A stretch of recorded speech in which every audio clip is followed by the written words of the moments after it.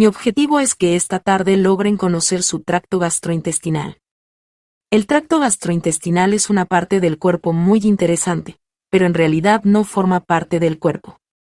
¿Sabían que es un tubo hueco? Es un tubo hueco, comienza en la boca y se extiende hasta el otro extremo. Se estima que tiene alrededor de 10 yardas de largo. Y todo lo que entra en ese tubo hueco no forma parte de ustedes, ni de mí. Hasta que se descompone en sustancias diminutas, absorbidas por la sangre, entonces pasa a formar parte de nosotros. Levítico 17:11 afirma que la vida de la carne está en la sangre. Ahora bien, una de las razones por las cuales la vida de la carne está en la sangre es debido a los nutrientes que contiene. Estos nutrientes son transportados a cada órgano del cuerpo a través de la sangre. A menudo, la sangre es llamada el río de la vida. ¿De dónde obtiene los nutrientes? Los obtiene de nuestro tracto gastrointestinal. Así que lo que me gustaría hacer es llevarlos en un viaje de descubrimiento, para descubrir cómo funciona este tracto gastrointestinal. Porque cuando comprendan cómo funciona, automáticamente adquirirán el conocimiento sobre cómo tratarlo. Es un viaje largo. Y vamos a comenzar con el puerto de entrada, que es la boca. La boca es el único lugar sobre el cual tenemos control. Tenemos control sobre lo que entra. Ya sea buena comida o mala comida, alimentos desvitalizados o alimentos integrales, tenemos control sobre lo que entra. Tenemos control sobre cuándo entra cada 2 horas o solo en las comidas. Así que tenemos el control. Control de cuándo entra, de cuánto tiempo permanece en la boca, si permanece en la boca. Masticar, masticar, tragar, masticar, masticar, tragar. Control de si realmente lo masticamos muy bien. Estoy segura de que los niños pueden responder esta pregunta. No hay dientes en el estómago, ¿verdad, niños? No. Solo hay un lugar donde hay dientes. Y es en la boca. Y eso significa que ese es el único lugar donde podemos masticar. Así que debemos masticar, masticar, masticar. Y en esta sociedad rápida de hoy en día, mucha gente mastica muy rápido. Y si no se mastica bien la comida en la boca, no hay otro lugar en el cuerpo donde se pueda masticar. El Dr. Kellogg dijo que si no se mastican los frutos secos hasta volverlos cremosos, esos trocitos salen por el otro extremo, y el organismo no puede acceder a los nutrientes de esos trocitos. También tenemos control sobre cuánto entra. Un plato lleno de comida o 10 platos llenos de comida, y tenemos control sobre el entorno de entrada. ¿Es un momento tranquilo? Elena de White dice que hay que despojarse de preocupaciones y pensamientos ansiosos cuando uno se sienta a cenar. No se deben discutir temas controvertidos en la mesa. Teníamos una regla en nuestra mesa durante las comidas, y era que la palabra, guácala, nunca debía ser pronunciada. Y si algún niño decía, guácala, se le pedía que abandonara rápidamente la mesa. Y cuando solo les dan de comer 2 veces al día y a veces un poco por la noche, tienen hambre. Nunca les permitimos ser groseros. E incluso si tenía un pequeño de unos 2 años que lloraba, también tenía que abandonar rápidamente la mesa. No pueden hacer la digestión con un niño gritando en la mesa, ¿cierto? ¿Y cuando tienen hambre, dónde quieren estar?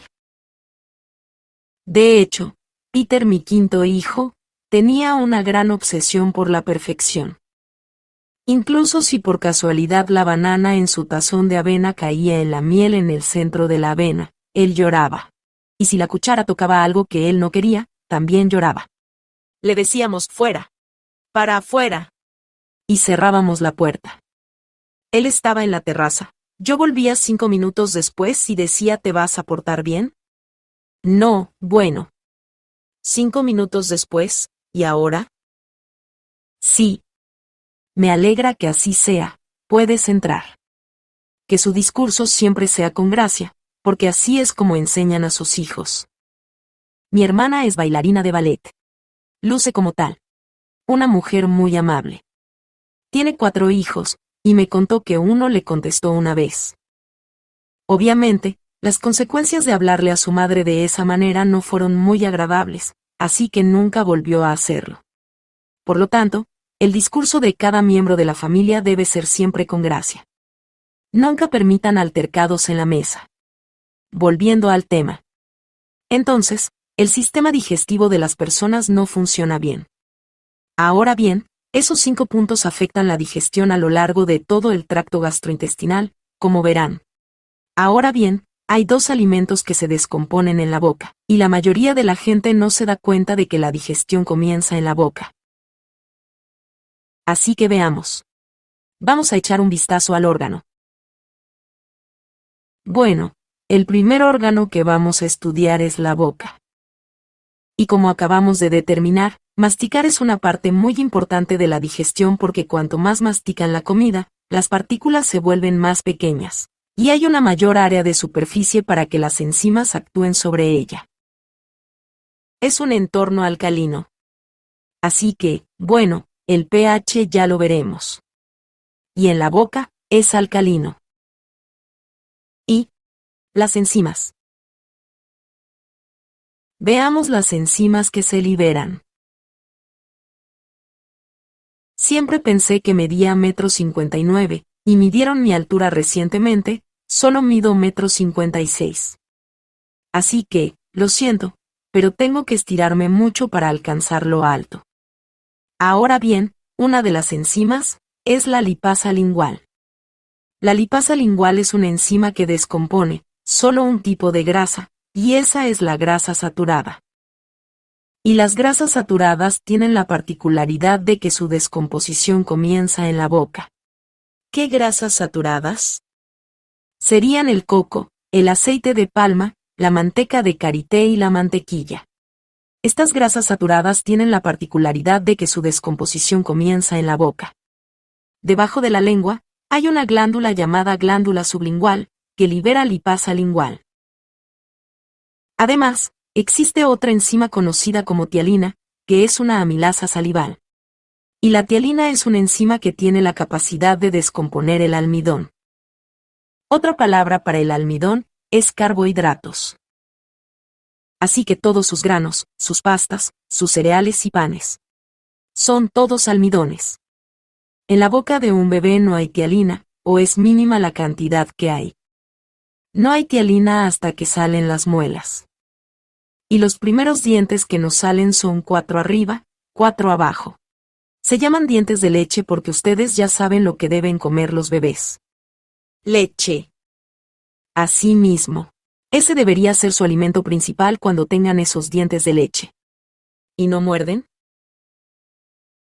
Bueno, cuando succionan, usan la lengua y el labio superior.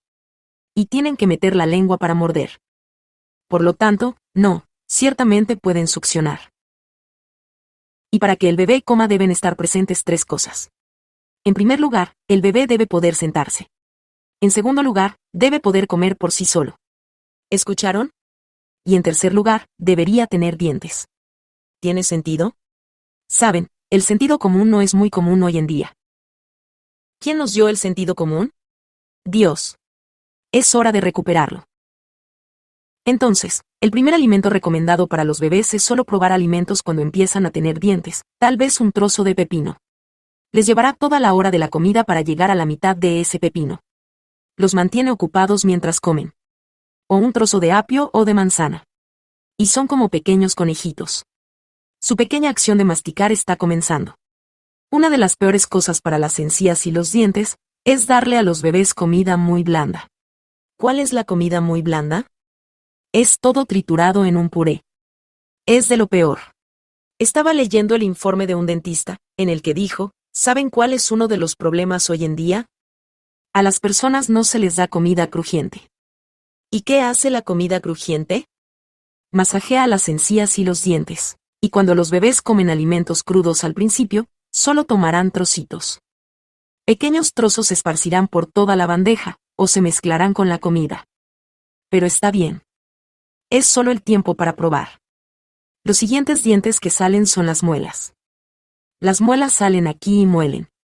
Las utilizamos para moler los granos. Y no es sino hasta la etapa en que las muelas o molares salen, que las glándulas en la boca comienzan a liberar su tialina, en cantidades significativas. La tialina es la enzima que descompone el almidón. Así que los bebés no deberían consumir almidón sino hasta que tengan muelas, que sería ya entre los 14 y 22 meses. ¿Y qué les dicen a las madres que deben darles a sus bebés hoy en día, de los 4 a 6 meses? Cereales. Desafía a la razón. Sí que la desafía. No tiene sentido alguno. Escuché esto por primera vez cuando mi primera hija tuvo tos ferina. Fue hospitalizada, y tenía problemas para respirar sin toser, y un enfermero la revivió. Llegué a conocer a este enfermero. Yo tenía alrededor de 23 años. Él tenía alrededor de 38, y dijo, soy el encargado de la sala de síndrome de malabsorción en el Hospital Camperdown, Sydney. Ese es el hospital pediátrico más grande de Australia. Y esta sala está llena de bebés con síndrome de malabsorción en el intestino porque les dieron a comer almidón, demasiado pronto. Almidón antes de que tuvieran los dientes, lo que indicaba que las enzimas estaban presentes para descomponer el almidón. ¿Sabían que es solo en los últimos 100 años que los bebés están siendo alimentados con alimentos sólidos? ¿Y cuánto tiempo hemos estado en la Tierra? Mucho tiempo. Más de 6.000 años. Y a los bebés no les habían dado comida. Y algunas autoridades dicen a las madres que si no dan de comer al bebé a los 6 meses, su cerebro no se desarrollará. ¿Qué hay de Einstein? ¿Y Moisés? ¿O Mozart? ¿Y todas las mentes brillantes del pasado? ¿Saben lo que eso significa? No les daban comida hasta que tenían 2 o 3 años. No tiene ningún sentido. Mi hijo James no estaba interesado en la comida. No le interesaba. No comió hasta los 16 meses. Eso es casi inaudito ahora. Y porque era mi segundo hijo y ya había oído hablar del peligro de darle almidón antes de tiempo. No lo presioné. James ahora tiene la apariencia de un culturista, toca la zampoña maravillosamente. Es un maestro constructor. Es decir, no le faltó nada. No le faltó. ¿Se equivocó Dios con la leche materna? No, la leche materna tiene la particularidad única de ser perfecta para todas las etapas de la vida, sin importar la edad. Ahora bien, hemos venido a través de el esófago, y a medida que bajamos por el esófago, llegamos al esfínter cardíaco.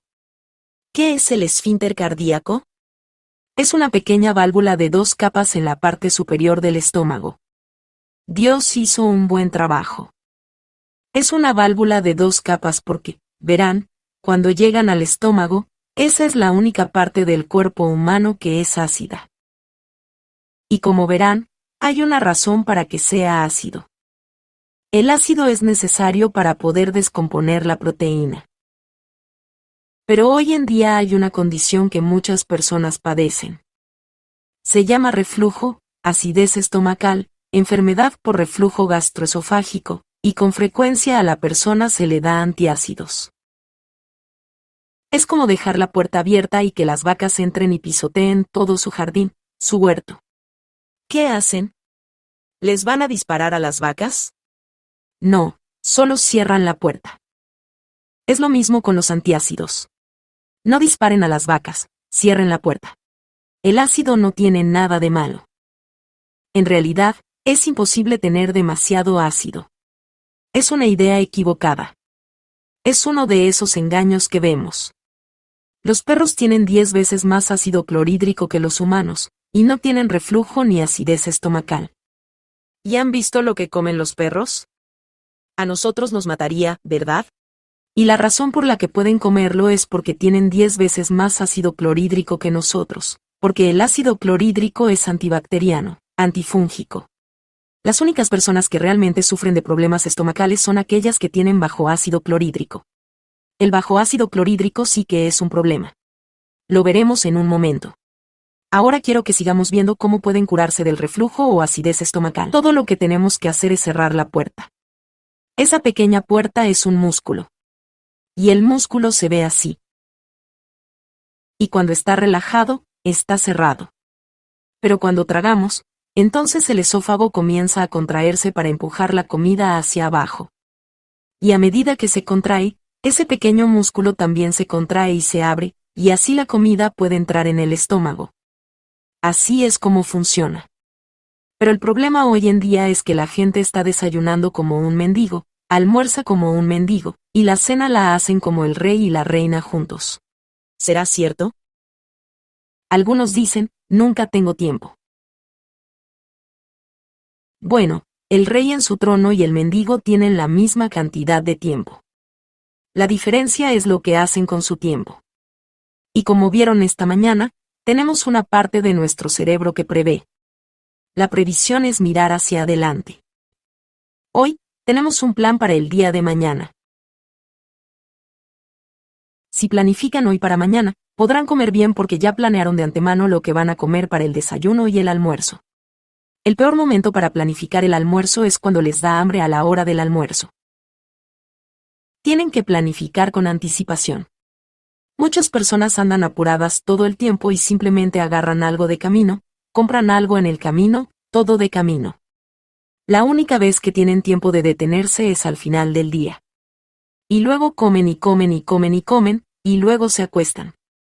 ¿Y qué sucede? La gravedad empuja esa comida en el estómago y comienza a presionar contra el esfínter cardíaco. Se llama esfínter cardíaco debido a su cercanía al músculo cardíaco. Esto no es algo que hacen un día y al siguiente no. Es lo que hacen todos los días lo que determina esto. Y así, empuja, y debilita eso. Y cada vez que estamos estresados, nuestros músculos se tensan casi en todo nuestro cuerpo, y eso puede hacer que se abra. Todos los que vienen a nuestro retiro con acidez estomacal o reflujo se van a casa curados, porque servimos el desayuno como un rey, el almuerzo como una reina, y la cena. Bueno, en nuestro retiro generalmente, solo damos una sopa ligera para la cena. Y damos magnesio para cerrar ese esfínter cardíaco. Ahora bajamos al estómago, y el estómago es la única parte de nuestro cuerpo que es ácida. El revestimiento del estómago parece una gran glándula, grandes pliegues, y revistiendo esos pliegues hay glándulas gástricas, y 2/3 de esas glándulas gástricas liberan moco. El moco es una mucosa espesa. Crea una gruesa pared mucosa que cubre el revestimiento del estómago, para protegerse de lo que se libera aquí. Y eso que se libera aquí es ácido clorhídrico. Y si una gota de ácido clorhídrico cae sobre su piel, haría un agujero en su piel. Así que Dios, en su sabiduría y misericordia, puso una gruesa pared de mucosa que reviste el estómago. También se libera aquí otra enzima llamada pepsinógeno. Y el pepsinógeno y el ácido clorhídrico se unen para liberar la pepsina. Y la pepsina es la enzima que descompone las proteínas. Ese es el único alimento que se descompone en el estómago, la proteína. Y se descompone bajo la acción de la pepsina.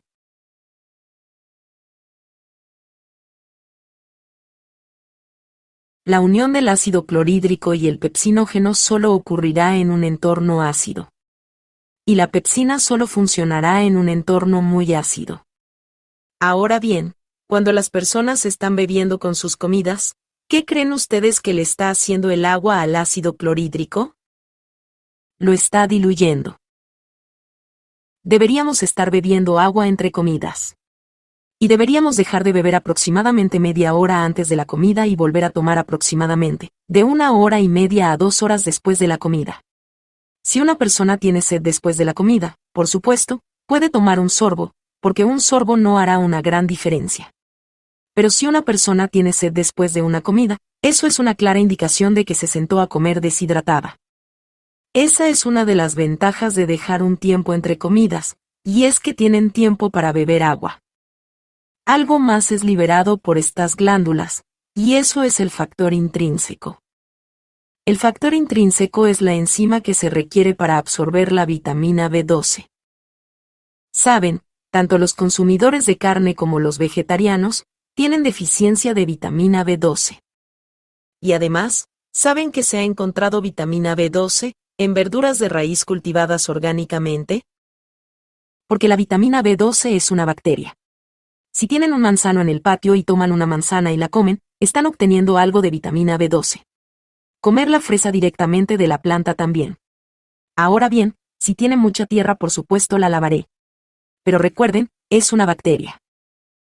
Pero en la mayoría de las personas con bajo nivel de B12, el problema no es la falta de B12, el problema es la falta de factor intrínseco.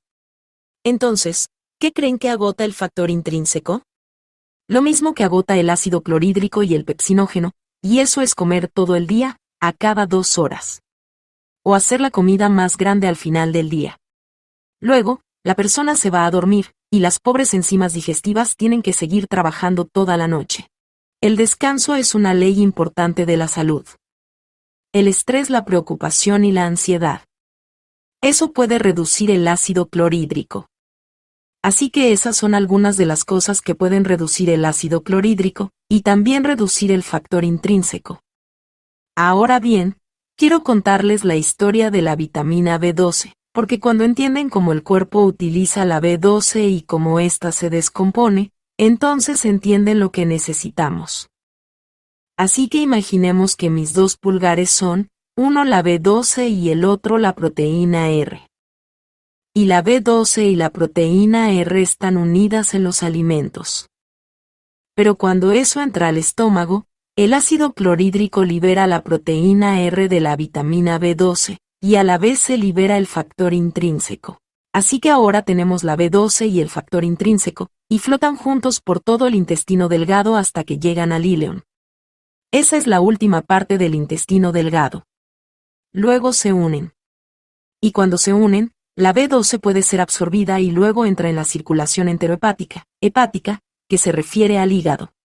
Hay un sistema circulatorio que simplemente sigue reciclando esa B12. Así que una persona puede no tener B12 en su dieta y no mostrar deficiencia durante 30 años. Entonces pueden ver que el problema está más en la función del intestino.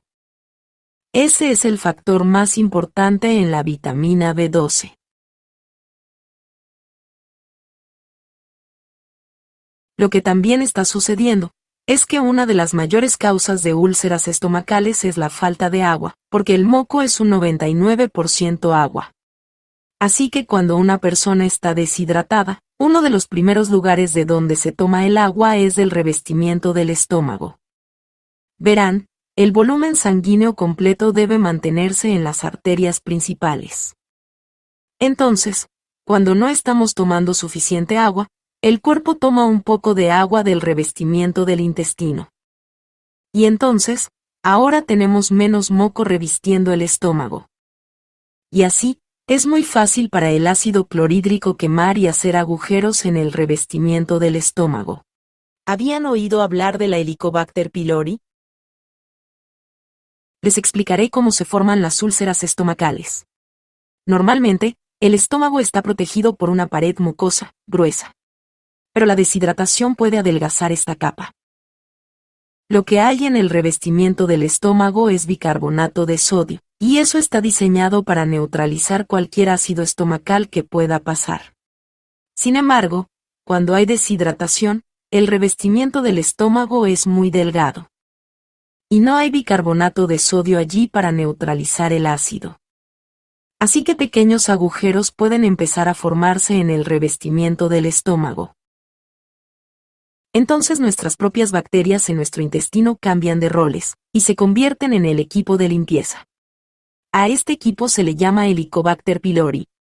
Y la Helicobacter pylori comienza a devorar el daño. Es muy parecido a las moscas azules depositando larvas. En la guerra, permitían que la mosca depositara larvas en la úlcera de un soldado, porque las larvas limpiarían la úlcera. Y el soldado nunca sintió una picadura porque esas larvas estaban allí, solo para limpiar el desastre. Es como cuando el camión de la basura. Bueno, en muchos lugares lo llaman tren de la basura. Hablamos del vehículo que recoge su basura. Todo lo que éste recoge es su basura. ¿Correcto? No se lleva su cerca del jardín, no se lleva su auto. Lo mismo ocurre con las larvas. Solo limpian el tejido muerto. Lo mismo sucede con la bacteria Helicobacter pylori. solo está allí para limpiar el daño. Entonces, lo que sucede a menudo es que... Ok, recuerden que su ácido clorhídrico es antibacteriano. Y esto sucedió con un hombre que vino y realizó nuestro programa. Había tenido dolor de estómago durante 25 años, y bebía 1 litro de agua con cada comida. Tenía dolor de estómago, pero no bebía agua entre comidas. Así que entre comidas, estaba deshidratado. Entonces, lo que sucedía es que la Helicobacter pylori estaba allí, devorando el daño causado por el ácido. Y él empezaba a comer su comida, y el ácido clorhídrico se liberaba. Ese ácido clorhídrico estaba a punto de bajar y eliminar la Helicobacter pylori. Pero entonces, él tomaba agua. ¿Y qué hace el agua con el ácido clorhídrico? Lo diluye. Así que la Helicobacter pylori se van. Eso estuvo cerca. Ñam ñam ñam. Entonces va al médico, y este le receta un antibiótico cada mes para matar la Helicobacter pylori, pero si no dejan la costumbre, seguirá pasando. ¿Verdad? Entonces, en nuestro retiro, él aprendió a beber entre comidas, así que se acostumbró a beber entre comidas. Entonces, como él adoptó esa nueva costumbre, el revestimiento del estómago empezó a engrosarse. Después de aprender a beber entre comidas, cada vez que se sentaba a comer sus alimentos, el ácido clorhídrico se liberaba, bajaba y eliminaba la Helicobacter pylori. Después de 2 días de estar en nuestro retiro de salud, me dijo, no tengo dolor de estómago y es la primera vez en 20 años. Todo lo que hizo fue cambiar la hora en la que bebía. ¿No es maravilloso cuando puede ser tan simple? No siempre es tan simple, pero es agradable cuando lo es. Entonces, el único alimento que se descompone en el estómago son las proteínas. La grasa saturada comenzó en la boca. El almidón también. Pero cuando llegó al entorno ácido, se detuvo. Y ahora pasamos por el esfínter pilórico. El esfínter pilórico es esa pequeña válvula al final del estómago. Ese esfínter pilórico está abierto cuando nos despertamos por la mañana. Por eso, el agua tibia por la mañana es lo mejor, porque pasa directamente. Pero cuando olemos comida, pensamos en comida, vemos comida, el esfínter pilórico se cierra, y luego entra la comida. Y este esfínter pilórico tiene sentidos, y hasta que sienta que la comida está descompuesta al estado adecuado, permanecerá cerrado. De hecho, la investigación está demostrando esto, que la digestión tarda de 3 horas y media a 4 horas.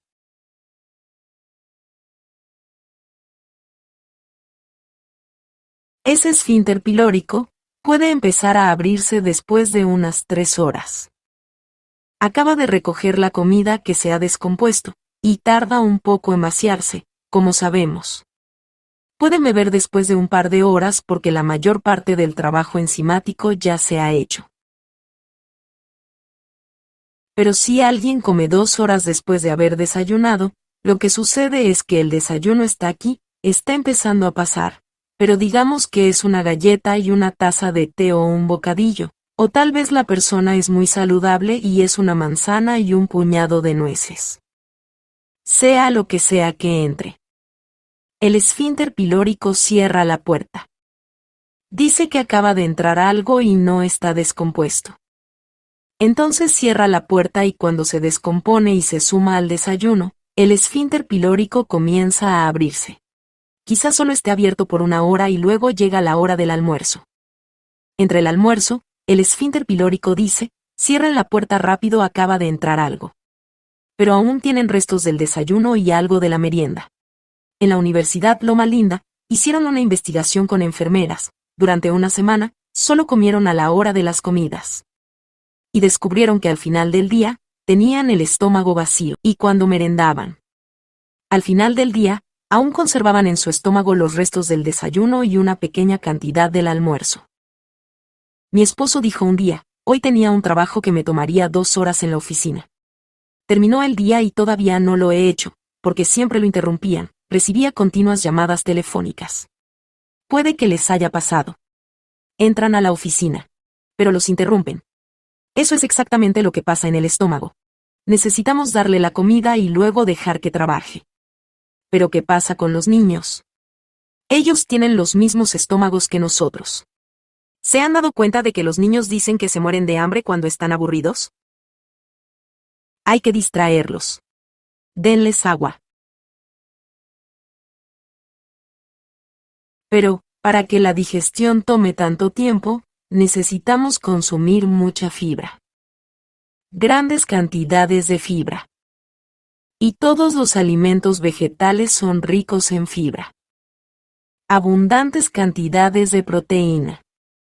Nuestro cuerpo no puede sanar sin proteínas. No puede funcionar sin ellas. Nuestro cuerpo no puede reconstruirse sin proteínas. Así que necesitamos cantidades abundantes de proteínas. Todos los días deberíamos estar consumiendo proteínas y grasas. Grasas saludables. Frutos secos, semillas, aguacates, coco y un poco de las grasas extraídas en aceite de oliva y aceite de coco. Esos aceites han sido consumidos durante siglos. Cuando nuestra comida contiene esto, la digestión tarda de 3 horas y media a 4 horas. Y luego al estómago le encanta un descanso de 1 hora porque, como verán, la absorción de nuestros nutrientes no ocurre sino hasta aquí abajo. Así que incluso si el estómago está vacío, todavía estamos recibiendo nutrientes. Así que cuiden de su pobre estómago. En muchos lugares no recibe un trato adecuado. Bueno, ahora estamos en el duodeno. Notarán que hay un montón de cosas que suceden en el duodeno. En el duodeno, hay un ambiente con un pH alcalino. Y luego nuestro páncreas. Bueno, nuestro páncreas libera bicarbonato de sodio para neutralizar ese ácido mezclado con la comida cuando entra en el duodeno. Cosas están sucediendo. Una es el hígado. Y este hígado produce una enzima llamada bilis. Si alguna vez estuvimos muy enfermos y empezamos a vomitar algo verde, saben que eso era bilis. Tiene un sabor muy fuerte. Con suerte, rara vez sucede. El hígado produce bilis, y la vesícula biliar, que se encuentra debajo del hígado, es un depósito de bilis. Una señora dijo, no sé cómo voy a descomponer mis grasas porque me quitaron la vesícula biliar, y le dije, bueno, su vesícula biliar no produce bilis, el hígado la produce. Y usted todavía tiene el conducto biliar que la lleva hacia abajo. Y lo que hace la bilis es descomponer las grasas poliinsaturadas y monoinsaturadas. Entonces, todas las grasas insaturadas se descomponen por la bilis, pero no las saturadas. Recuerden, que esas se descomponen en el estómago. También tenemos el páncreas. El hígado vive debajo de la costilla derecha y el páncreas debajo de la costilla izquierda. Y recuerden, el páncreas ayuda a liberar ese bicarbonato de sodio para alcalinizar la zona. El páncreas libera amilasa pancreática, y la amilasa pancreática hace la última parte de la digestión del almidón. Recuerden que en la boca se produjo amilasa salival, y se llama tialina. Así que el páncreas libera amilasa pancreática. El páncreas también libera lipasa pancreática, y la lipasa pancreática descompone aún más la grasa. El páncreas también secreta una enzima llamada tripsina. Y, hay 2 tripsinas que secreta. Entonces, diremos las tripsinas. Y ellas realizan la finalización de la digestión de proteínas. Como pueden ver, el estómago no es el órgano principal de la digestión. Entonces, ¿cuál es el órgano principal en la digestión? Es el páncreas. Y es por eso que cuando alguien tiene cáncer de páncreas, a menudo muere muy rápidamente por desnutrición, porque esa persona no puede finalizar la digestión de nuestros principales nutrientes, que son las grasas, los almidones y las proteínas. La digestión de ellos finaliza en el páncreas.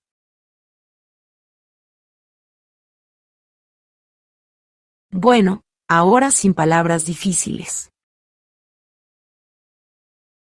Y ahora bajamos al intestino delgado, que es donde se absorben nuestros nutrientes. Y la mayoría de nuestros nutrientes se absorben a mitad del intestino delgado.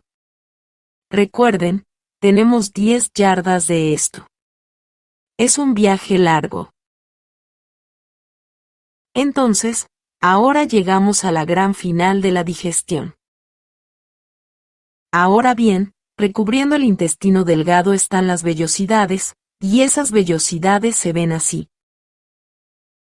Y en el centro de las vellosidades hay un conducto lacteal, porque nuestras grasas poliinsaturadas se absorben en ese conducto lacteal. Pero también en todas las vellosidades. En esas vellosidades hay una red de vasos sanguíneos. Es un proceso asombroso que transforma los alimentos que estaban en nuestro plato en sustancias microscópicas que luego se absorben en la sangre. Recubriendo estas vellosidades hay una gruesa pared que parece césped.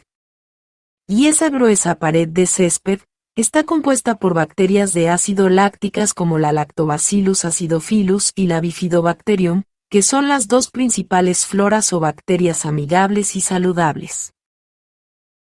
Y cuando un bebé está en el útero, no tiene flora intestinal. Y cuando el bebé nace, está literalmente bañado con los microorganismos de la madre. Estaba viendo un documental sobre el intestino y nuestro microbioma, y estaban entrevistando a un obstetra, un caballero mayor que había trabajado como obstetra durante 40 años. Durante la entrevista, él dijo: siempre pensamos que Dios cometió un error al poner el canal de parto y el ano tan cerca. Hasta hace 40 años, siempre le dábamos un enema a una mujer cuando entraba en trabajo de parto, porque no queríamos que saliera nada de esa área que está justo al lado de donde sale el bebé.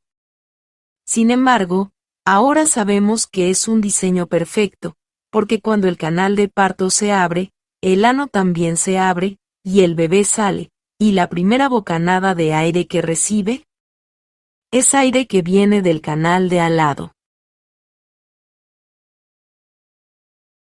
Y finalmente admitió: ahora sabemos que es un diseño perfecto. Y a medida que el bebé respira y traga, empieza a absorber la flora intestinal de la madre. Han descubierto que los bebés nacidos por cesárea tienen más flora cutánea en el intestino que flora de colon. Eso es interesante. La leche materna no baja sino hasta el tercer día, pero durante esos 3 días, hay una sustancia espesa y amarillenta llamada calostro. Tuve 6 bebés. Solía alimentar a mis bebés en esos primeros días, y podía oírlos tragar, tragar, tragar y tragar. Y ese espeso calostro es una parte muy importante para construir su sistema inmunológico. Dentro de los intestinos, principalmente en el intestino delgado, hay pequeñas estructuras parecidas a pólipos, pequeños órganos llamados placas de Peyer. Y estas placas de Peyer tienen linfocitos en ellas. Es parte de nuestro sistema linfático y es parte de cómo se construye nuestro sistema inmunológico, por lo que la flora intestinal es una parte importante de la construcción del sistema inmunológico. Y había una cosa en la que todos los expertos estaban de acuerdo en 2020-2021, ¿verdad? Y es que un sistema inmunológico fuerte es la mejor defensa contra la enfermedad. Entonces, ¿cómo obtenemos un sistema inmunológico fuerte? A través de los principios de sostenibilidad personal. Eso asegurará un sistema inmunológico fuerte, pero también la flora intestinal. Hablé con un granjero que hizo nuestro programa, un ganadero del sector lácteo. Dijo que si una vaca muere en el parto, creo que así es como lo llaman. Y si no pueden poner rápidamente al ternero en otra vaca que acaba de dar a luz, sería como sacrificar al ternero. Porque si el ternero no recibe calostro en esos primeros días, nunca será fuerte. Entonces, el granjero lo reconoce. Dijo que cuando las vacas acaban de morir, les aprietan la ubre para que el calostro llegue a la boca del ternero, antes de que aparezca el rigor mortis en la madre. Es interesante. Llevemos eso a los humanos. Estaba leyendo el informe de un endocrinólogo en Gran Bretaña. Él afirma que el 90% de los partos por cesárea son innecesarios. Dios diseñó al bebé para nacer a través de masajes. Me encanta leer historias reales, leer las historias de vida de las personas, especialmente cuando estoy viajando mucho. Recientemente leí La partera de Osowiec. La leí a principios de año. Ella era polaca y la enviaron a Osowiec porque estaba en el movimiento de resistencia, pero era partera, y en 2 años, atendió el parto de 3.000 bebés en Osowiec. No experimentó la pérdida de ningún bebé. Las mujeres sufrían desnutrición severa, las condiciones más horribles, y sin embargo, ella nunca experimentó la pérdida de un bebé. Comparemos con los hospitales. ¿Sabían que Estados Unidos y Australia tienen la mayor tasa de mortalidad infantil? Y se producen muchos problemas en el parto debido a la intervención. Saben, es importante que la madre mantenga su cuerpo fuerte, saludable y en forma a través del método de sostenibilidad personal, para que pueda dar a luz a su bebé de forma natural. Porque nuestro nacimiento, útero, ya saben. Somos una combinación de todo lo que nos ha sucedido. Y si todo fue terrible, tengo buenas noticias. Hoy es el primer día del resto de nuestras vidas. Y una vez que comienzan a darle al cuerpo las condiciones adecuadas, este se revitaliza y puede restaurarse. En Ezequiel 36:36, Dios dice, y las naciones que queden en vuestros alrededores sabrán que yo reedifiqué lo que estaba derribado, y planté lo que estaba desolado, yo Jehová he hablado, y lo haré. Qué hermoso versículo para hacer lo suyo, si hay lugares desolados en su cuerpo que Dios puede restaurar. Ahora veamos esta flora intestinal. La flora intestinal es muy importante, y quiero mostrarles por qué. Ella es responsable de la descomposición final, y lo que quiero decir con descomposición final es que nuestras enzimas descompusieron los alimentos, pero esa flora provoca la liberación de una vitamina muy importante. Las vitaminas B. Piensen en estas vitaminas como nuestras vitaminas cerebrales. Tengo un libro en casa llamado El segundo cerebro. ¿Y de qué trata ese libro? De nuestros intestinos. Es interesante la relación que existe entre el cerebro, e incluso, la flora intestinal. Esa flora intestinal es responsable de la absorción de los nutrientes de nuestro intestino, permitiendo que sean transportados hacia la sangre. Esa flora intestinal es responsable de proteger nuestra sangre contra posibles patógenos dañinos que puedan estar en el intestino. La flora o microbiota intestinal cumple la función de suministrar nutrientes tanto al intestino como a las células que recubren el tracto gastrointestinal. Hipócrates, padre de la medicina, dijo que toda enfermedad comienza en el intestino. Aunque desconocía esta información, no conocía los detalles de lo que acabo de explicarles, y la importancia de la flora intestinal. ¿Cómo podemos regenerar la flora intestinal? Bueno, primero, veamos lo que la destruye. Los antibióticos destruyen la flora intestinal. Un escritor dijo que tomar un antibiótico es como lanzar una bomba atómica en el intestino. Porque la bomba atómica mata bueno y malo por igual. Sí, los antibióticos matarán las bacterias perjudiciales, pero también matarán las buenas. Recuerden que los medicamentos son como robots. Debo matar, debo matar. ¿Saben lo que hacen los antibióticos de Dios? ¿Cuáles son los antibióticos de Dios? Esos antibióticos son cosas como el extracto de hoja de olivo, el orégano. Sí, el aceite esencial. El extracto de semilla de toronja o pomelo, y el ajo también lo son. Son los antibióticos de Dios. Y en el Salmo 104:14, la Biblia dice que Dios dejó las hierbas para el servicio del hombre. Vienen a servirles. No son asesinos, no son robots como los medicamentos. No estoy en contra de los antibióticos. Han salvado vidas y seguirán salvando vidas. Pero el cuerpo humano puede soportar aproximadamente 2 tratamientos en toda la vida. ¿Escucharon? Una mujer dijo que su hija había tenido 22 tratamientos en su primer año de vida. Dolió escuchar eso. ¿Será que su flora intestinal se recuperará completamente de eso? Realmente creo que eso es negligencia médica, porque ¿cuál es la definición de locura? Hacer lo que siempre han hecho y esperar resultados diferentes. Y por eso, parte de que sean su propio médico es probar diferentes cosas y observar la respuesta. Recuerden lo que Dios dijo en Éxodo 15:26, si escuchas diligentemente la voz del Señor tu Dios. Eso significa que tienen que escuchar esa voz en su cuerpo que dice, me gusta eso. No me gusta eso. ¿Puedes ajustarlo? Nadie puede decirles lo que su cuerpo puede decirles, y nadie puede hacer por ustedes lo que pueden hacer por ustedes mismos. Por eso creo que Dios quiso que todos seamos nuestros propios médicos. Y si conocen los remedios naturales simples, y los aplican tan pronto como haya una lesión, entonces nunca llegará a ser tan grave, como para llegar al punto de necesitar un antibiótico que pueda ser mortal. A Florence Nightingale le pidieron que fuera a Scutari, el puerto donde llevaban a los heridos durante la guerra de Crimea en 1854.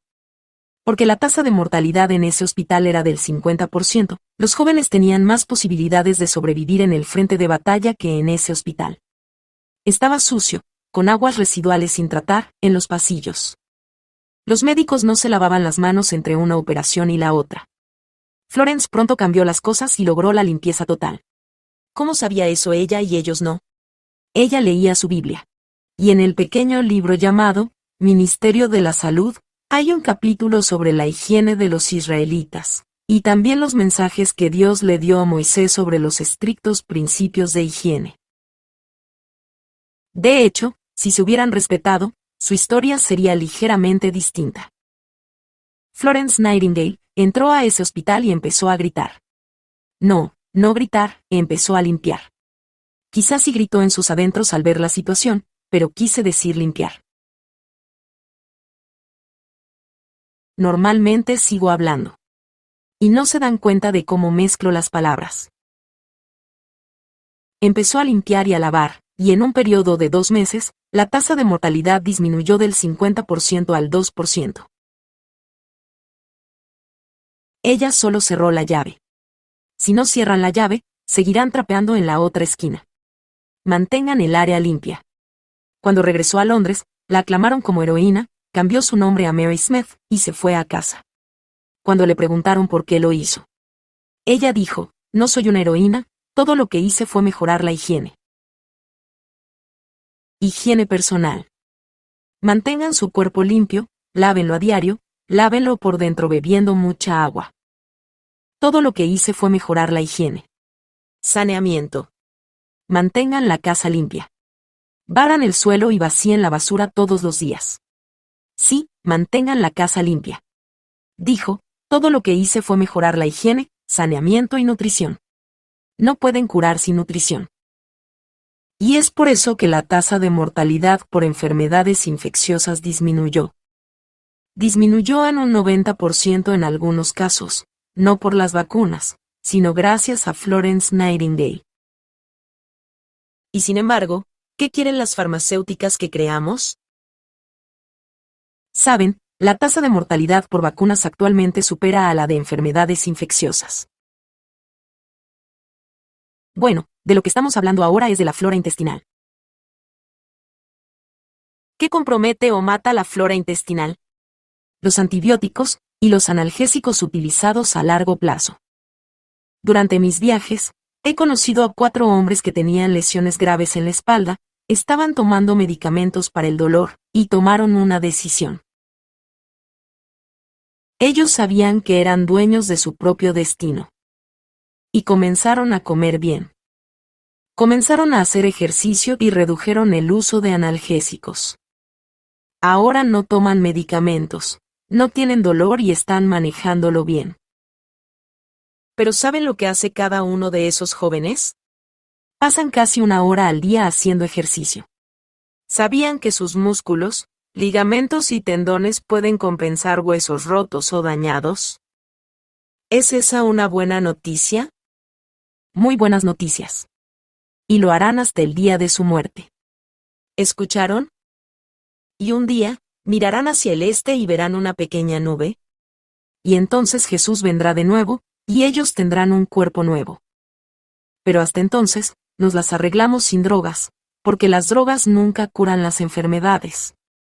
¿Se puede decir nunca? Bueno, Ellen White usó la palabra nunca aquí. Los medicamentos nunca curan enfermedades. Solo hay una cosa que puede curar enfermedades, y es el cuerpo humano, cuando se le proporcionan las condiciones adecuadas. No estoy hablando de crisis. No hablo de un accidente automovilístico grave. Los medicamentos pueden salvar una vida, no hay duda al respecto. Pero nunca curan enfermedades. Y tienen un efecto devastador en la flora intestinal. Las estatinas, medicamentos para reducir el colesterol, también la afectan. Además, el azúcar refinado. No hay nada malo con la caña de azúcar, la forma en que Dios la hizo. Es ese ácido cristalizado puro que se extrae de la planta de caña de azúcar. Eso es lo que tiene el efecto perjudicial. Es un ácido puro. Entonces, ¿qué sucede cuando tenemos una flora intestinal comprometida? Bueno, tenemos comprometida la descomposición final y la absorción. Se absorben en la sangre cosas que no deberían estar allí, porque ahora hemos perdido nuestra protección, hemos perdido nuestra nutrición. No es raro que Hipócrates dijera que todas las enfermedades comienzan en el intestino. Déjenme mostrarles algo más que sucede. Y en su libro El síndrome psicointestinal, la doctora Natasha Cameron McBride explica esto. Y estoy muy agradecida por estos médicos que, en su propia práctica, ya saben, décadas de práctica clínica a sus espaldas, escriben sus hallazgos. Veamos en detalle la flora intestinal. Imaginemos que tenemos una zona aquí donde hay una buena flora intestinal, y otra zona donde hay mala flora intestinal. La flora intestinal buena nutre las células, así que tenemos una célula muy feliz aquí, pero una célula muy infeliz allí porque ha perdido su flora intestinal.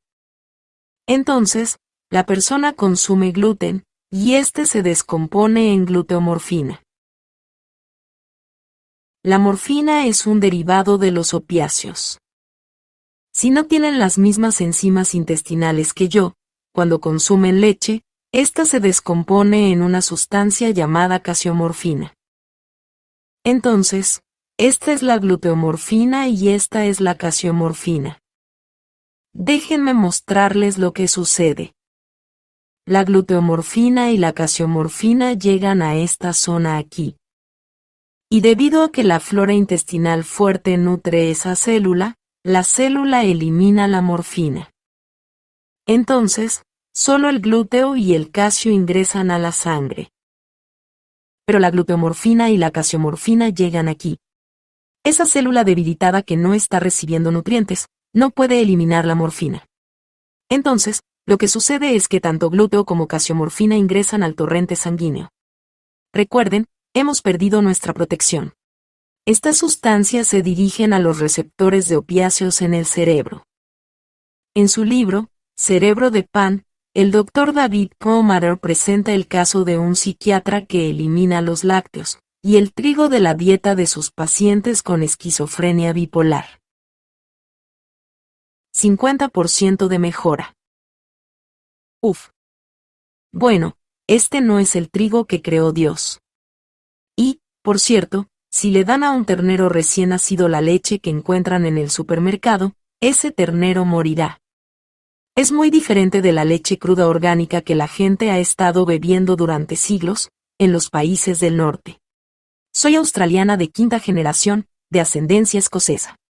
No puedo tolerar la leche debido a mi herencia genética. La tribu Masái puede, está en su herencia. Preguntan qué leche consumo, y les digo que ya no tomo leche. Como alimentos sólidos. Dios creó la leche para los bebés, quienes la necesitan hasta que tienen dientes fuertes, y pueden empezar a comer alimentos sólidos. Así que la flora intestinal es esencial para absorber los nutrientes de los alimentos que ingerimos, y también para transportarlos a la sangre. ¿Cómo podemos restaurar la flora intestinal? Bueno, Dios en su sabiduría y misericordia, ha creado muchos alimentos tradicionales que contienen Lactobacillus acidophilus, un tipo de bacteria beneficiosa para el intestino. Por ejemplo, el chucrut contiene esa bacteria. Y los europeos llevan años comiendo chucrut. También, en Japón y en otros países asiáticos, el miso, un alimento fermentado, contiene Lactobacillus acidophilus. También hay yogures de semilla de marañón y de almendra de excelente calidad, así como yogures de soya orgánicos. El kéfir, otro método de elaboración del yogur, es otra fuente de Lactobacillus acidophilus. Estos alimentos fermentados son una excelente opción para restaurar la flora intestinal. Además, existen suplementos probióticos elaborados a partir de vegetales, que pueden consumirse diariamente para repoblar la flora intestinal. Ahora, avanzamos hacia la última parte del intestino delgado. En esta sección, solo queda fibra insoluble, la cual cumple una función específica. Recordemos que los nutrientes ya se han absorbido en la primera parte del intestino delgado. Posteriormente, llegamos a la última parte del intestino delgado, a la válvula ileocecal. Esta es una válvula de doble capa, ya que no queremos que nada de lo que se encuentra aquí regrese al intestino delgado. Existe una válvula de doble capa que regula el paso del contenido intestinal. Todo lo que sale del intestino delgado es líquido. Así que una de las funciones principales del colon es extraer el líquido para formar las heces. Observen que hay un pequeño órgano aquí abajo llamado apéndice. Dios nunca comete errores. Su proceder es perfecto. Entonces, ¿cuál es el papel del apéndice? Le llaman aceitera del colon porque lubrica el contenido del colon. También libera fluidos antibacterianos para neutralizar sustancias tóxicas del intestino delgado. ¿Cómo podría ser tóxico? Cuando las verduras se descomponen, se fermentan. Cuando la carne se descompone, se pudre. Y los vapores de la putrefacción son tóxicos. Entonces, digamos que alguien está comiendo carne. Y recuerden, los perros pueden comer carne sin problemas porque su tracto gastrointestinal mide 1 yarda de largo. El nuestro mide 10 yardas. Cuando sale del intestino delgado, el contenido se encuentra en un ambiente cálido. ¿Qué pasa cuando la carne está en un ambiente cálido? Comienza a descomponerse muy rápido. Y hay un tipo de carne que es más propensa a los parásitos que otros tipos de carne. Y esa es la carne de cerdo. Lo que sale de aquí es bastante tóxico, especialmente si han consumido helado, chocolate y una cerveza o vino, todo junto. Es como una tormenta perfecta. Se produce una mezcla tóxica que sale del intestino. Y el apéndice, pobrecito, está trabajando a toda marcha para liberar ese líquido antibacteriano. Y a veces, lo que sale es tan tóxico que lo sobrecarga y se irrita. Y entonces se inflama. A eso se le llama apendicitis.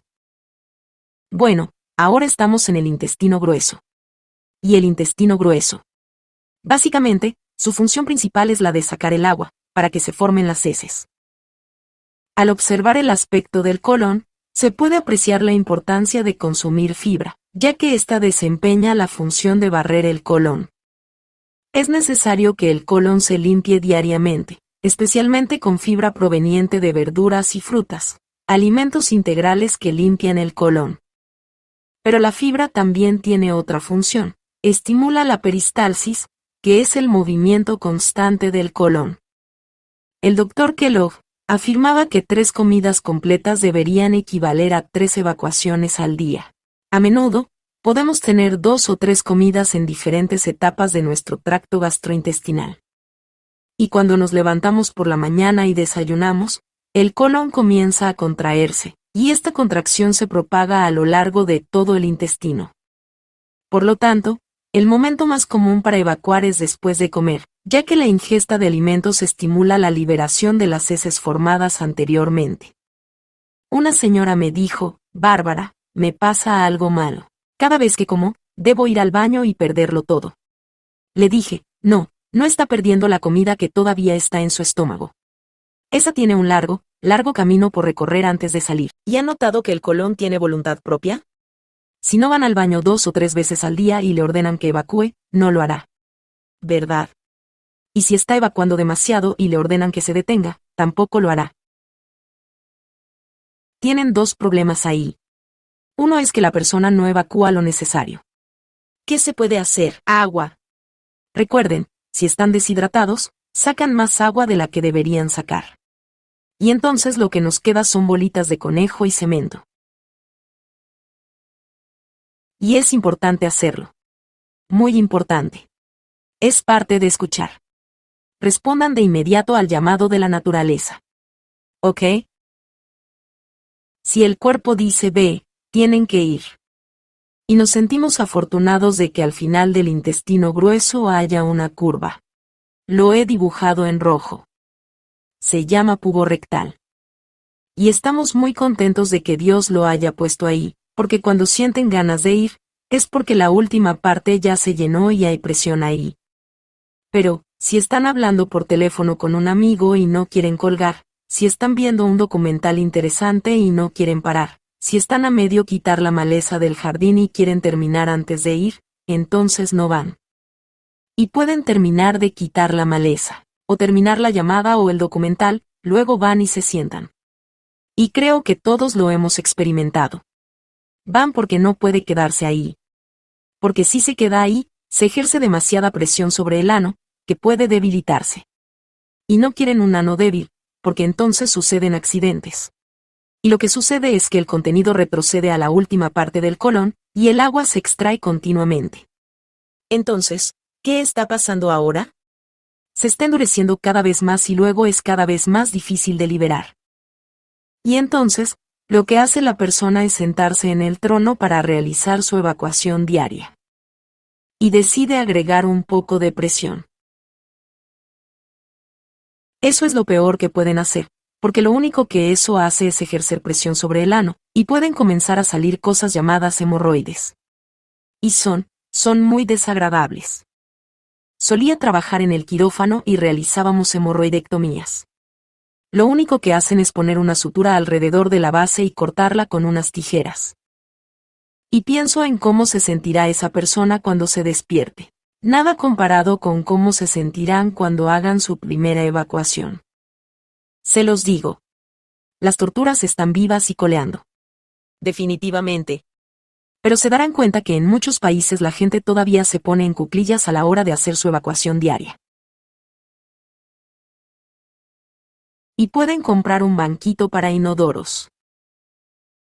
Y lo que hacen es que ponen este banquito de inodoro frente al trono, para imitar la posición en cuclillas. Cuando estamos en posición en cuclillas, el músculo puborectal se relaja. Y cuando el músculo puborectal se relaja, el colon se abre, y la persona puede evacuar con mucha mayor facilidad. Cuando estuve en África en abril, entré al baño en Tanzania y me di cuenta que solo era un agujero en el suelo, con azulejos, y con cadena para dejar ir los desechos. Cuando estuve en Singapur, vi lo mismo. En la India, vi lo mismo. Así que hay muchos países en los que todavía la forma habitual de evacuar a diario es ponerse en cuclillas. La ciencia ha demostrado que es la forma más eficiente y efectiva porque relaja ese músculo llamado pubo rectal. Así que la mejor manera de prevenir las hemorroides es invertir en un banquito de inodoro para evacuar en cuclillas. Sí, la mejor manera de aliviar las hemorroides es invertir en un banquito o taburete para inodoro, y evacuar en cuclillas, ya que eso reduce la presión sobre el ano. Es muy importante mantenerse bien hidratado y llevar una dieta alta en fibra, para estimular el movimiento intestinal. Y hacer ejercicio. Parece que estamos hablando de la sostenibilidad personal. Y hay una forma de mantener el colon en buen estado. El ejercicio diario masajea el colon, y también aumenta el flujo sanguíneo hacia este. Pero, ¿qué pasa si ya beben suficiente agua, llevan una dieta basada en plantas y hacen ejercicio todos los días, pero aún así no pueden evacuar correctamente? Bueno, tenemos un té de hierbas llamado té de colon. Estas hierbas estimulan suavemente la peristalsis. Y pueden comprar té de colon en nuestro retiro de Living Springs. También pueden comprarlo en el retiro de Eden Valley. Y contiene una parte de cáscara sagrada. Y también contiene 2 partes de regaliz. Si solo fuera cáscara sagrada, podría ser un poco fuerte y causar calambres. Y contiene 3 partes de espino cerval. El espino cerval es un pariente de la familia de la cáscara sagrada, pero no es tan fuerte. Así que mezclamos estas hierbas. Son 2 cortezas y una raíz secada. Las mezclamos y la regla general es una cucharadita por taza de agua, y un hervor suave durante unos 10 minutos. Y cuando les damos a nuestros huéspedes se lo damos a beber justo antes de acostarse. Y por lo general hay una evacuación por la mañana. Las compresas de aceite de ricino en el abdomen también pueden ser muy efectivas. Las compresas de aceite de ricino no solo son efectivas para el estreñimiento, sino que también lo son para el otro extremo. Es decir, el intestino irritable o la enfermedad de Crohn o la colitis, cuando la persona tiene diarrea y solo sale líquido, tal vez 4, 5 o 6 veces al día. Tuvimos un hombre que evacuaba 10 veces al día. Sí. Ahora vamos a reducir la velocidad. Hay una hierba excelente llamada olmo resbaladizo. Y es la corteza en polvo del árbol del olmo resbaladizo. Al mezclarse con agua, se hace un poco espeso. Incluso se podría decir que se vuelve resbaladizo. Recubre, alivia y cura el revestimiento del intestino. Y contiene un estimulante del crecimiento, por lo que estimula una rápida curación en el revestimiento del intestino. Sin embargo, hay ciertos alimentos que pueden tener un efecto irritante en un intestino sensible. Es decir, los lácteos. Recuerden que la leche de vaca es excelente para los terneros. Y el trigo que Dios creó es un trigo excelente, pero es muy difícil encontrarlo hoy en día. Pueden encontrarlo en los granos antiguos que no han sido modificados, como su espelta y camut. La avena. ¿Qué tiene de malo la avena? Bueno, desafortunadamente, la avena tiene un alto contenido de algo llamado lectinas, y las lectinas tienen un efecto inflamatorio en un intestino que no funciona bien. Mis 3 hijos adoran la avena para el desayuno todos los días. Y pueden comerla porque no tienen problemas de salud ni problemas inflamatorios.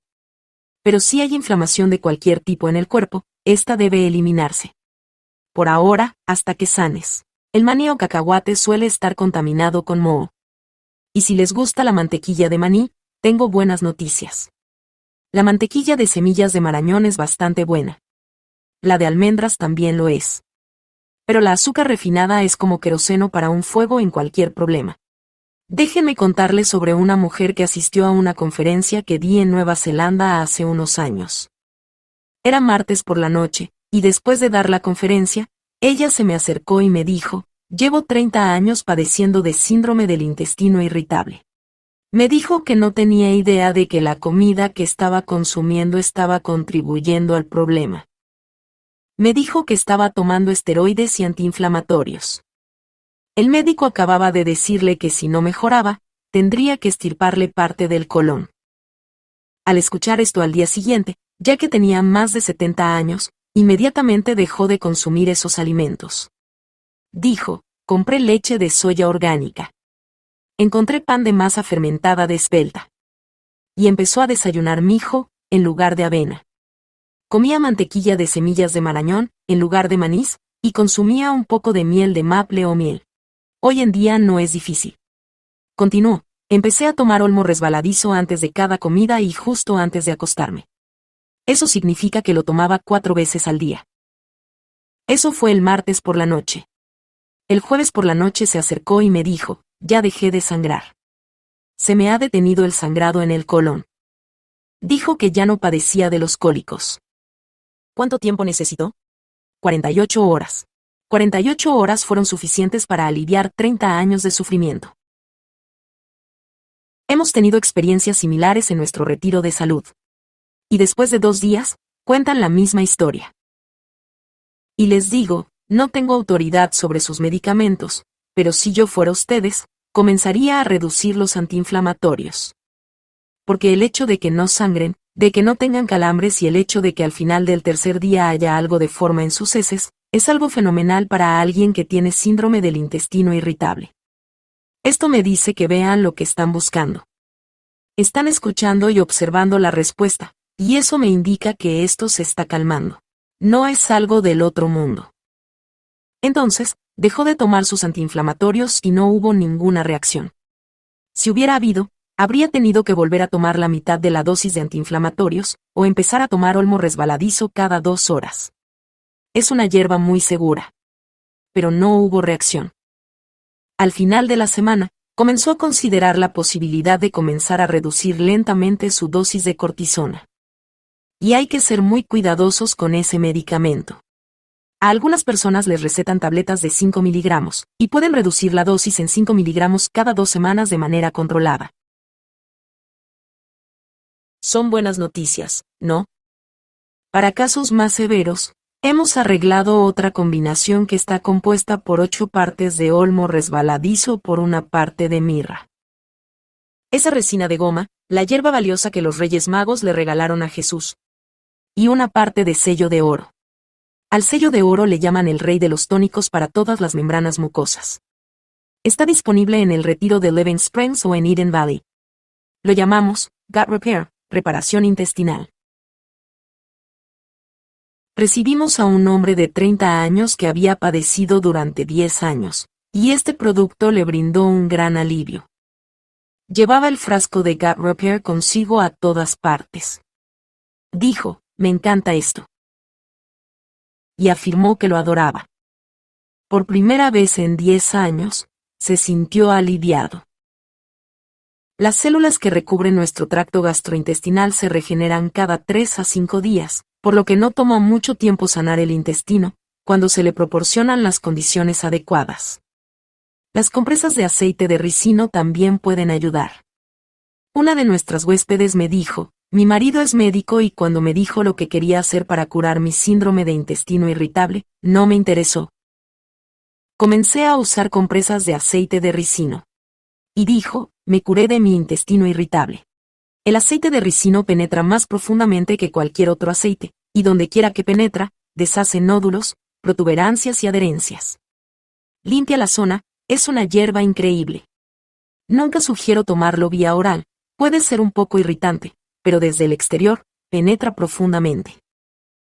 Y así llegamos al final de nuestro viaje a través de nuestro tracto gastrointestinal.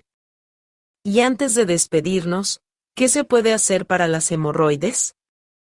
Bueno, es importante asegurarse de que el colon está evacuando. Evacuando idealmente 2 veces al día. Pero pueden hacer un supositorio, y este supositorio se lo pueden insertar por la noche antes de acostarse, y por la mañana lo expulsarán naturalmente. Y es 50% aceite de coco. Así que derriten el aceite de coco porque lo van a poner en el refrigerador, lo que lo solidificará. Y 50% aceite de ricino.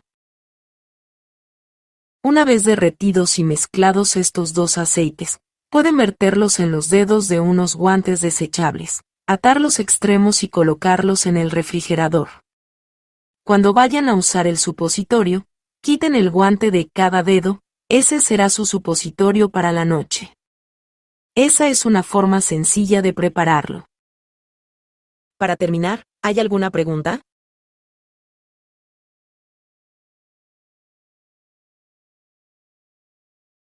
Tenemos saborizantes naturales en casi todos los productos. Estoy aquí, en el otro lado. Tenemos saborizantes naturales en casi todo lo que hay en el mercado hoy en día. ¿Podría explicar qué es y qué le está haciendo a nuestros cuerpos, a quienes los usan o los toman, los comen? Bueno, al criar a mis hijos me encargaba de elaborar todo. Nunca consumimos nada artificial. Todo era comida natural. Y creo que es importante volver a eso. Pueden buscar en Google lo que hacen esos saborizantes, pero sin duda son factores que contribuyen a la hiperactividad. Alguien pregunta, ¿qué es peor? ¿La azúcar química o la azúcar refinada? Yo digo, ¿cómo quiere morir? Ambas son peligrosas, así que debemos consumir alimentos en su estado natural y alejarnos por completo de cualquier cosa artificial. Para terminar, ¿hay alguna pregunta?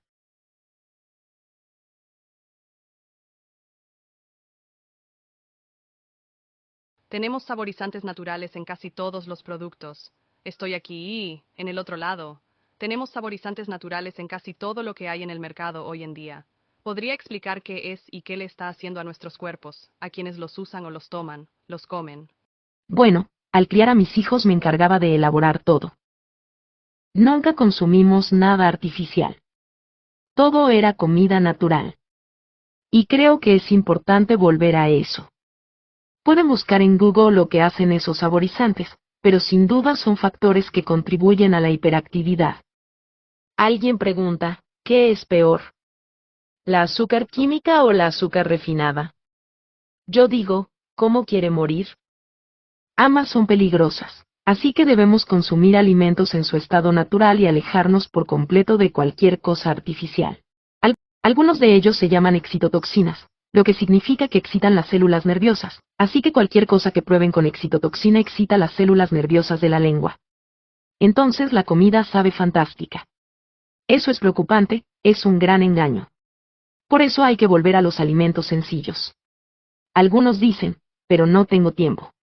Bueno, consigan una olla a presión instantánea. Cocinan sus frijoles durante la noche.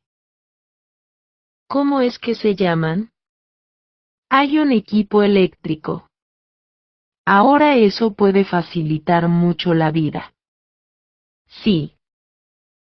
Hola, tengo una pregunta rápida. ¿Cuál sería su recomendación para tratar los cólicos o el reflujo ácido en un bebé?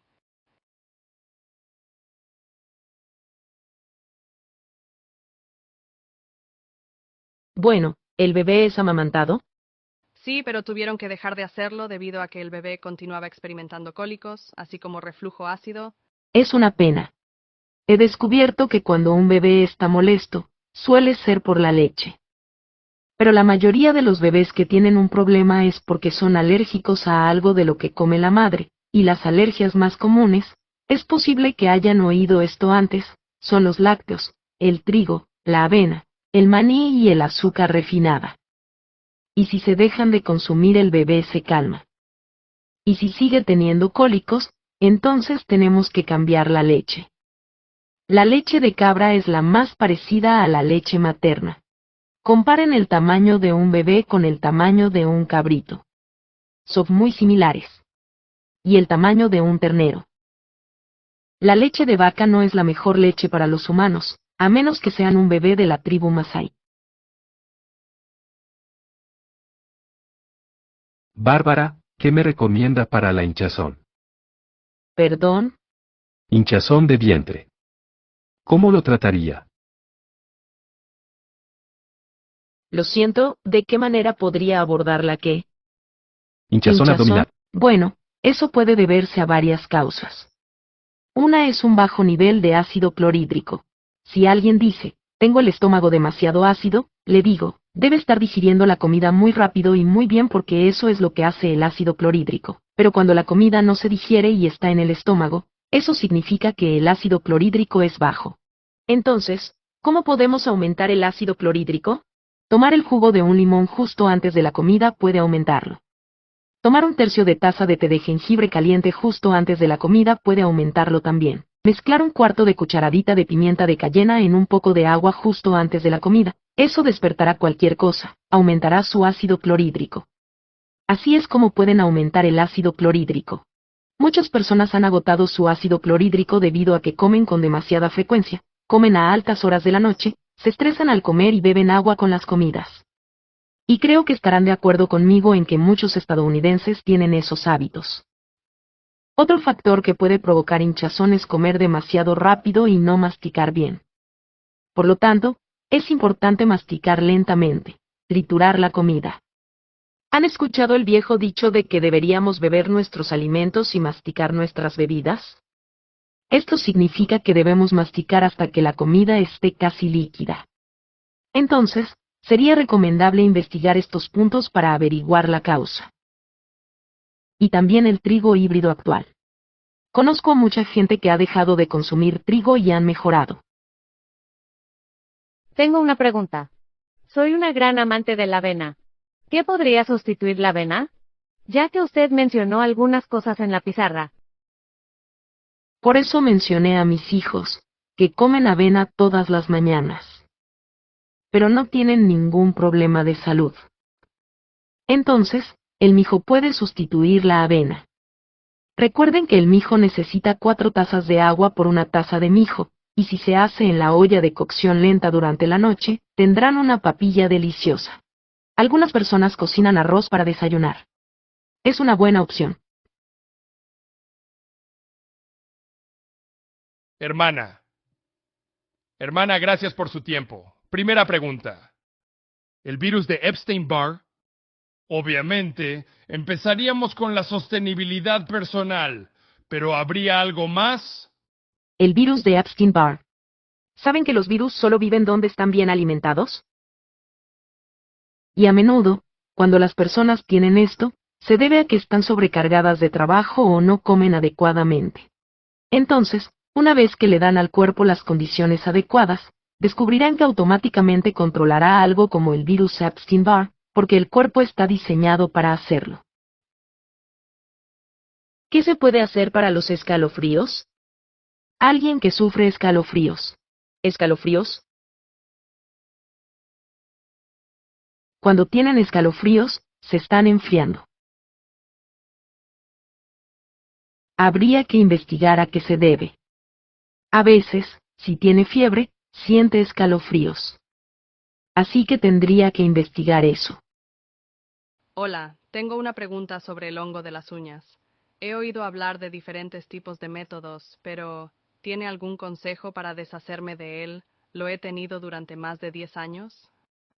Bueno, cuando hay hongos en las uñas de las manos o de los pies, eso indica que está en el cuerpo.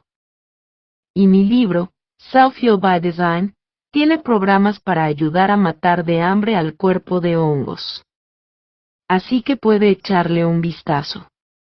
Mi hija acaba de recibir un nuevo envío de libros, y su página web es www.mistymountainusa.com, y está un poco sobrecargada en este momento.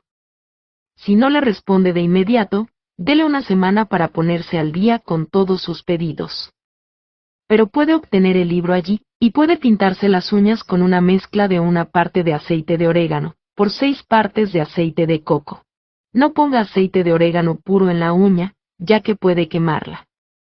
Tiene que diluirlo un poco con aceite de coco. ¿Qué le recomendaría a alguien que va al baño con mucha frecuencia cuando se pone nervioso o estresado? Es un hecho indiscutible que tanto el colon como las emociones experimentan un impacto directo.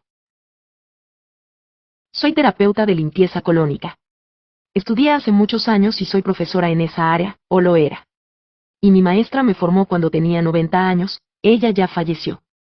Y solía decir, mente tensa, colon tenso. Y que las emociones afectan directamente al colon. Y una de las mejores formas de calmarse cuando se sienten estresados es estimular su sistema nervioso parasimpático. Su sistema nervioso parasimpático es su sistema nervioso calmante, y ese es el LLP de Dios. ¿Recuerdan el LLP de Dios? Largo, lento, profundo. Entonces, son 5 respiraciones por la nariz. La retienen para mantener esos niveles adecuados de gas y sacan en 5 segundos por la boca. Si hace eso 10 veces seguidas, se calma. Se calma porque cuando está estresado, algunas personas reaccionan de diferentes maneras. Y con suerte, eso aliviará la necesidad de ir al baño, porque ha utilizado el sistema nervioso parasimpático para calmarse. ¿Sería posible que vuelva a mencionar la dirección de la página web? www.mistymountain.usa.com. Tengo una pregunta. ¿Qué pasa con las personas que padecen de celiaquía y tienen un intestino delgado con vellosidades intestinales aplanadas? ¿De qué manera pueden mejorar su capacidad de absorber los nutrientes? La enfermedad celíaca puede ser revertida de manera sencilla al eliminar por completo el gluten de la alimentación. Y se preguntarán, ¿podría volver a comer gluten? No lo sé. Tal vez sí. De vez en cuando podrían probar. Pero una vez que le dan a los intestinos las condiciones adecuadas, se regeneran. Mi esposo dice, si la prueba dice que las vellosidades están aplanadas, no le creas. No creo eso. Confío en que mi cuerpo, que es increíblemente resistente, se recuperará y se revitalizará si le doy las condiciones adecuadas. Y no olviden Ezequiel 36:36, que dice que el Señor puede restaurar y revitalizar el cuerpo. Sí. Buenas tardes. ¿Qué será bueno para el hígado graso?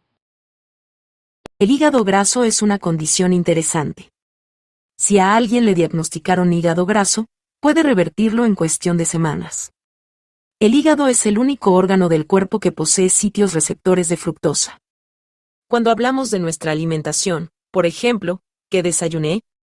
Desayuné algunas cerezas esta mañana. Las cerezas se descomponen en el cuerpo en dos estructuras simples, fructosa y glucosa. Estas sustancias se absorben en la sangre, llegan directamente al hígado y el hígado envía la glucosa a las células. El hígado también convierte la fructosa en glucosa y luego la envía a las células. Pero si una persona consume muchos alimentos con almidón que han sido endulzados con jarabe de maíz alto en fructosa, y si está consumiendo mucha azúcar, esa se descompone en sacarosa y fructosa, y la sacarosa se descompone en fructosa y glucosa. Si se consumen muchos alimentos azucarados, puede producirse una sobrecarga de fructosa. La fructosa se dirige al hígado, pero este no puede convertirla toda en glucosa, por lo que la almacena en forma de grasa en el hígado. Así que ahí tienen su hígado graso, que simplemente es producto de una sobrecarga de fructosa. Y el edulcorante más económico que se utiliza en muchos pasteles y otros productos hoy en día es el jarabe de maíz alto en fructosa. La gente ve y dice, alto, ok, fructosa suena a fruta. El maíz es bueno. ¿Entienden? La gente solo mira la letra. Pero el jarabe de maíz alto en fructosa es un edulcorante peligroso y contribuye en gran medida al hígado graso. Entonces, ¿cómo sanamos? Reduciendo drásticamente los edulcorantes, y quizá con un par de semanas de solo comer verduras, legumbres, frutos secos y semillas. Eso le dará un gran impulso. Hola, siento interrumpirla. Solo me gustaría agregar algo relacionado con la importancia de la vitamina B, en relación con la salud del colon. Tengo una clínica en Carrollton, donde realizo irrigación o limpieza de colon y también vendo vitaminas.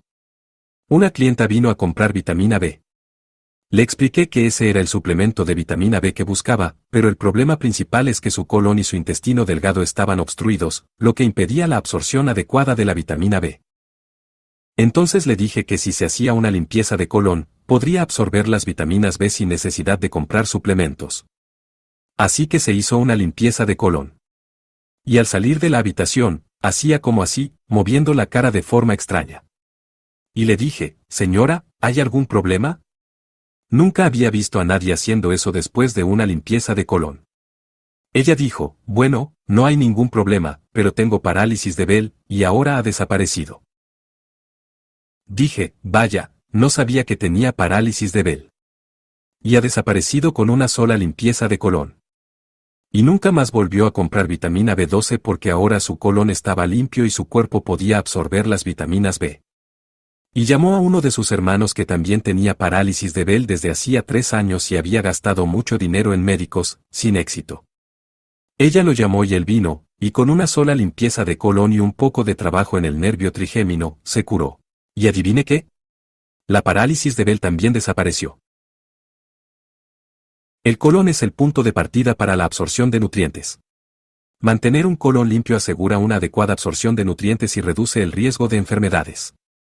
He tenido pacientes con diverticulitis hemorrágica crónica que no habían respondido a otros tratamientos, pero que han experimentado una mejora significativa después de someterse a un par de limpiezas de colon, eliminando el sangrado y la diverticulitis. Incluso he visto casos de personas con diverticulitis tan grave que necesitaban un andador para caminar y que recuperaron su movilidad después de este tratamiento. Y después de la limpieza de colon, desaparecen todos los problemas. Por lo tanto, si tienen algún problema, mantengan en mente que un colon limpio es fundamental para su salud y que Dios los guiará en el proceso de sanación. Gracias. Nunca puede quedar completamente limpio, pero ciertamente podemos brindarle las condiciones para que se evacúe de manera efectiva. Sí. Hola Bárbara.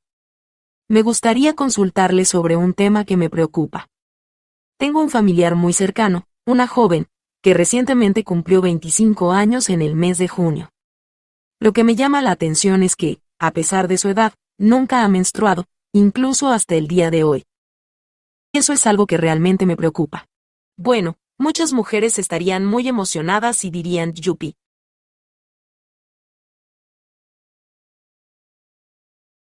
Pero la entiendo. Si yo fuera esa joven, consideraría tomar algunas hierbas naturales para equilibrar las hormonas. Y si ve mi conferencia sobre cómo equilibrar las hormonas femeninas y masculinas, hablo sobre algunas hierbas naturales que equilibran las hormonas. Aunque para mí, es mucho más preocupante cuando una niña de 9 años empieza a menstruar.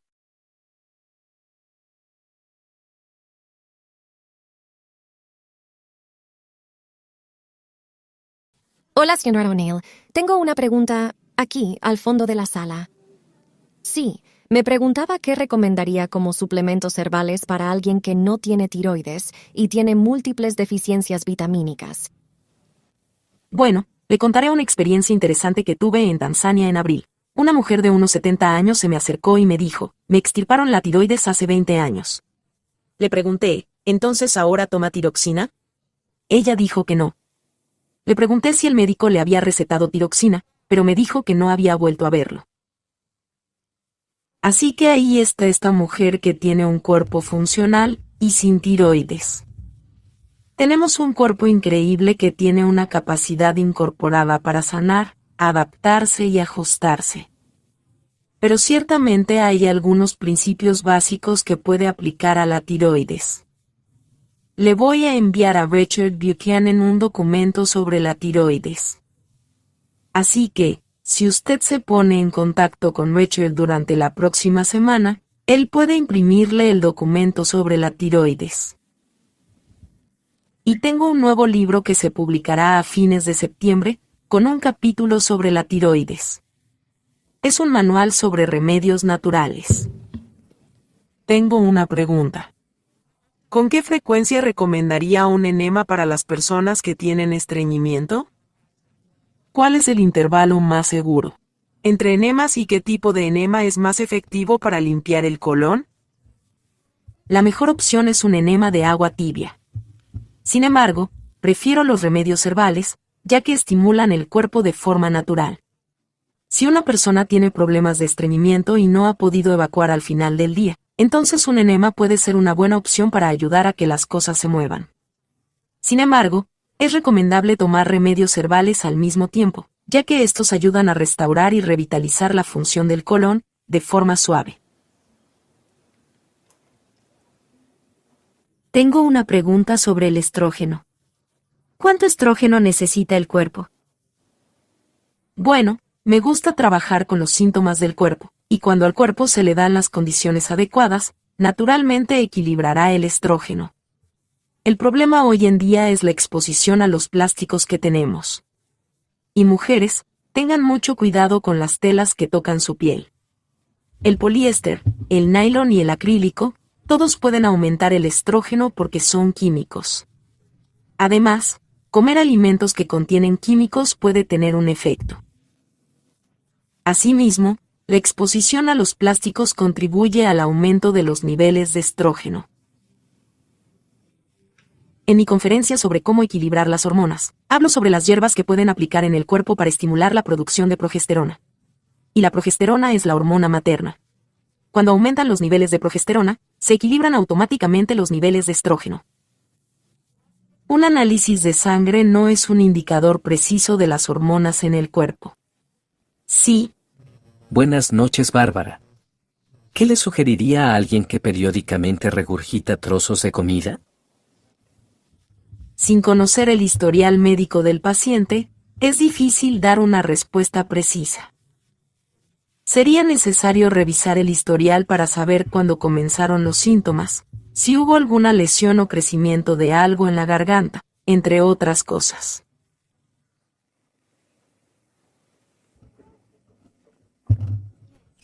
Sí, mi amiga tiene un hijo de 18 años que tiene la sangre espesa y el riñón izquierdo lleno de quistes.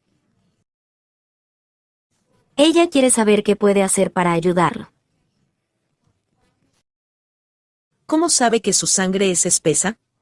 Yo no sé si mi sangre es espesa. Le hicieron pruebas y, por lo general, la sangre del esposo es muy espesa. Por eso creo que es. Bueno, también recuerden que no siempre es correcto. En cuanto a los quistes renales, por eso siempre observo los síntomas de la persona en lugar de lo que dice un análisis de sangre.